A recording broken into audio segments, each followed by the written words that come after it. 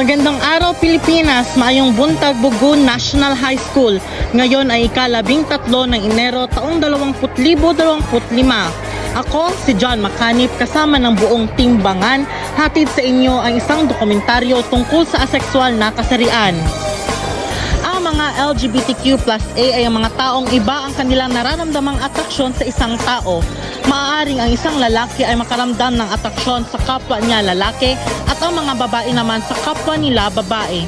Ngunit mayroong mga taong hindi nakakaramdam ng atraksyon sa kahit anumang kasarian. Ano nga ba ang tawag sa kanila? Ang mga asekswal ay ang mga taong walang nararamdamang atraksyon sa kahit anumang kasarian.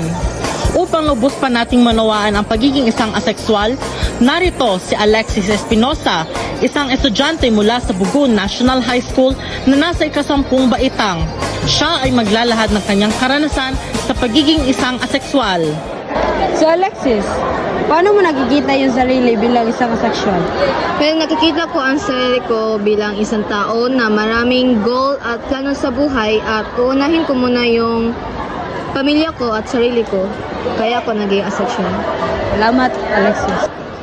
Paano mo ipapaliwanag sa iba ang pagiging asekswal mo, lalo na sa mga hindi nakakita ng pagkakaiba? Ipapaliwanag ko sa kanila na wala akong oras o interest na maka-attract sa tao, lalo na marami akong goal at responsibilidad sa buhay. Hi Alexis! So ngayon may tanong ako sa iyo. Sa sarili mong salita, ano ang sexualidad? Well, in my own words, para sa akin, ang sexualidad ay yung mga tao na gaya ko na hindi na-attract sa both gender, which is yung lalaki at babae. At may rason naman ako na ba't ako naging asexual. At yung rason ko naman ay una-una, focus ako sa pag-aaral ko.